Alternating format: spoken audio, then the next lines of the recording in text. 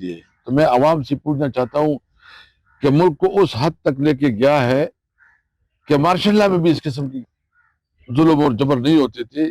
کل یہ سہیل خان افریدی جو ہے نا، یہ آپ میں سے ہے، لوور مڈل کلاس سے تعلق رکھ رہا ہے، ینگ نوجوان لڑکا ہے، اور پہلی دفعہ ایک اس قسم کی ینگ ایجوکیٹڈ اور مڈل کلاس کو موقع ملا ہے، اور وہ سمبل آف ریزسٹنس بنا ہے. یعنی جس طرح وہ ریزسٹنس کر رہا ہے، جس طرح وہ بہادری سے عمران خان کی جو نیریٹو ہے، جو اس کا میسیج پہنچا رہے ہیں.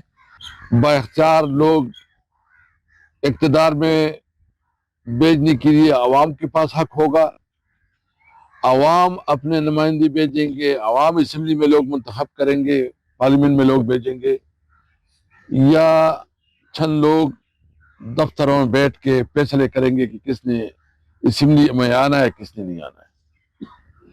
یعنی آپ جب عوام سے ان کا بنیادی حق چھینیں گے، ووٹ کا حق، جو اس کا آئینی اور قانونی حق ہے، جو اس کا جمہوری حق ہے، تو پھر بتائیں اس ملک میں جمہوریت کی اور پارلیمنٹ کی کیا حیثیت ہے؟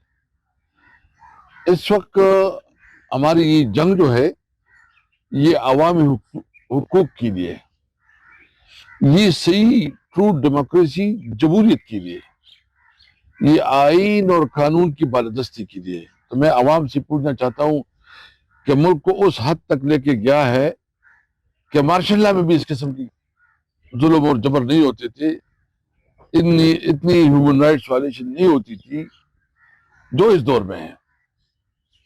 اور میں اس کا ایک مثال دیتا ہوں. آپ دیکھیں اس وقت جتنی بھی قانون سازی ہوئی ہے، اس قانون سازی میں وہ 26ویں آئینی ترمیم ہو، وہ 27ویں آئینی ترمیم ہو، یا دیگر قوانین ہو، ایک قانون مجھے کوئی بتائے جو عوام کے مفاد کے لیے کیا گیا. کیونکہ وہ جہاں کی نمائندگی کرتے ہیں اس کے لیے قانون سازی کرتے ہیں، انہی کو پروٹیکٹ کرتے ہیں. تو اس لیے عوام سے میری اپیل ہے کہ آپ اپنے لیے نکلیں. آپ کے ووٹ پہ ڈاکہ ڈالا گیا ہے، آپ کے حق پہ ڈاکہ ڈالا گیا ہے، آپ سے اپنی بنیادی حق چھینا گیا ہے. تو کیا آپ اپنے حق کے لیے نکلیں گے؟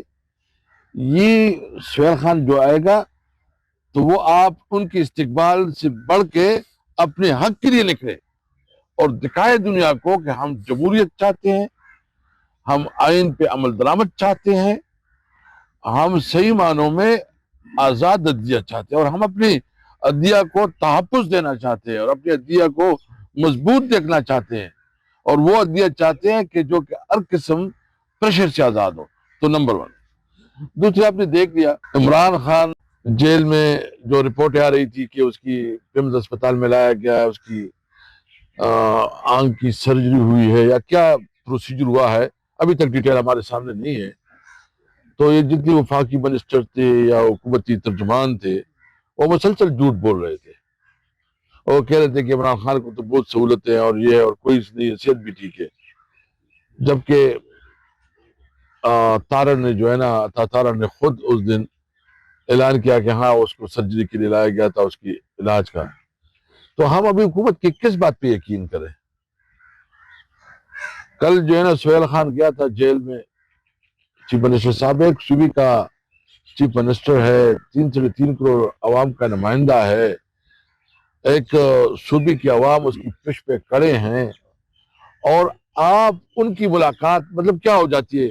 جیل مینول کی رولز کے مطابق ہر وہ شہری جو بڑے سے بڑے جرائم میں ملوث ہو اس کو بھی ملاقات کا حق دیا جاتا ہے. عمران خان تو پھر بھی ناجائز جیل میں ہے، اور اس کے خلاف جو ظلم اور جبر ہو رہا ہے اس کے باوجود وہ جیل میں ہے، اور اس کو بنیادی جو اس کا حق ہے، جو اس کے رائٹس ہے، اس سے ڈینائل ہو رہا ہے، اس سے جو ہے نا انکار کیا جا رہا ہے، اس کو اپنا بنیادی حق بھی نہیں دیا جا رہا ہے، اس کی ملاقاتیں بھی انکار کی جا رہی ہے. تو اس لیے کل پھر ہم نے اتنا مطالبہ کیا کہ چلو اگر وہ نہیں کرتے تو کم از کم جو ان کے اپنے معالج یا اپنے ڈاکٹر ان کی ملاقات تو کرنے دو. وہ ملاقاتیں بھی نہیں کروا رہی. تو اس کا مطلب یہ ہے ملک میں جبر کا نظام ہے، ظلم کا نظام ہے، ڈنڈے کا نظام ہے۔ کیا یہ ملک اس طرح چلے گا؟ کیا اس ملک میں اس طرح لا قانونیت ہوگی؟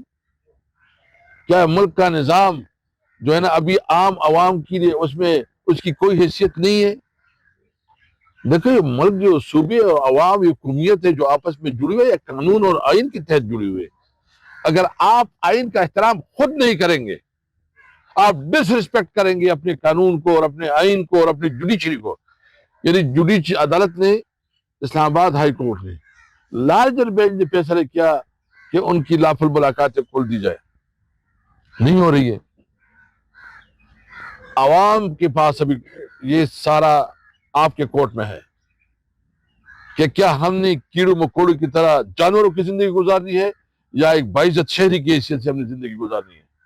اگر باعزت شہری کی طرف پر ہم نے ہر موقع پہ پرامن احتجاج قانون کے اندر رہتے ہوئے اپنی احتجاج جاری رکھی ہے۔ اس لیے ہم مذمت کرتے ہیں کل جو سہیل افریدی کو ملاقات نہیں کرنے دی گئی، ان کے والد کو ملاقات نہیں کرنے دی گئی، اور اگر ان کا خیال ہے کہ ہم چپ جائیں گے یا خاموش ہو جائیں گے یا ڈر جائیں گے، ان کی غلط فہمی ہے۔ ہم پوری زور سے یکسوئی سے اپنی جدوجہد جاری رکھیں گے۔ کل انشاءاللہ 31 تاریخ کو ہفتے کا دن ہے، 11 بجے چیف منسٹر ثوابی انٹری کریں گے، جہاں پہ 11 بجے وہ شوارڈا آئیں گے انشاءاللہ۔ 1 بجے وہ پھر 11 بجے یہاں پہ شوارڈا پہ ملاقات کر کے تقریر کر کے یہاں پہ لوگوں کے ساتھ پھر وہ آگے بڑھیں گے اور جائیں گے 1 بجے ثوابی امن چوک میں انشاءاللہ۔ وہاں سے پھر وہ نکلیں گے اور 3 بجے پہنچیں گے ٹوپی، اور ٹوپی سے پھر 5 بجے انشاءاللہ امبار ہوں گے، اور امبار سے پھر فارغ ہو کے وہ واپس جائیں گے۔ اب یہ پورا پروسیس جو ہے، یہ اسٹریٹ موومنٹ جو اناؤنس کی ہے سہیل افریدی نے عمران خان کے کہنے پہ اور پارٹی نے، الائنس کا اسد کیسر صاحب اس پہ بات کریں گے کہ 8 فروری کو جو احتجاج ہوگا، جو ملک گیر شٹر ڈاؤن ہڑتال ہوگی، اور تحریک انصاف اور اتحادی جماعتیں، بلکہ میں کہوں گا کہ ہر وہ پاکستانی جو سمجھتا ہے کہ اس ملک میں جبر ہے، لا قانونیت ہے، مہنگائی ہے، بے روزگاری ہے، ناانصافی ہے، انسانی حقوق کا تحفظ نہیں ہے، تو وہ سارے لوگ، وہ جس پارٹی سے بھی وہ تعلق رکھتے ہوں، ان سے ہماری اپیل ہے کہ اس ظلم کے خلاف آپ کھڑے ہو جائیں، اور امن طریقے سے صرف اپنی جگہ پہ کھڑے ہو جائیں، اپنے علاقوں میں کھڑے ہو جائیں۔ مطلب اگر کل چیف منسٹر آ رہا ہے 11 بجے اور آپ شوارڈا میں ہمارے ساتھ اپنے حصہ ڈال دیں اور وہاں پہ 2-3 گھنٹے ہمیں دے دیں، اور پھر اس طرح ثوابی، ٹوپی اور امبار میں جہاں جہاں آپ کو قریب پڑتا ہے آپ نکلیں۔ نوجوانوں سے میری اپیل ہے، بزرگوں سے ہے، یوتھ سے ہے، اسٹوڈنٹ سے ہے کہ سارے نکلیں اور اس میں اپنا حصہ ڈالیں۔ پلس عمران خان کی صحت کے حوالے سے اس پہ صاحب بات کریں گے، ان پہ بھی ہماری کنسرن ہے، اور جو زیادتی اور جبر ہو رہا ہے۔ تو انشاءاللہ کل ہم تاریخی استقبال کریں گے چیف منسٹر کا، اور ہمارے پارٹی قائدین کا 11 بجے شوارڈا میں ہوگا، اور پھر آگے انشاءاللہ وہ ثوابی جائیں گے، تاریخی استقبال کریں گے، اور اس جبر و فسائیت میں کے خلاف ہم ساری ثوابی وال کھڑے ہوں گے انشاءاللہ۔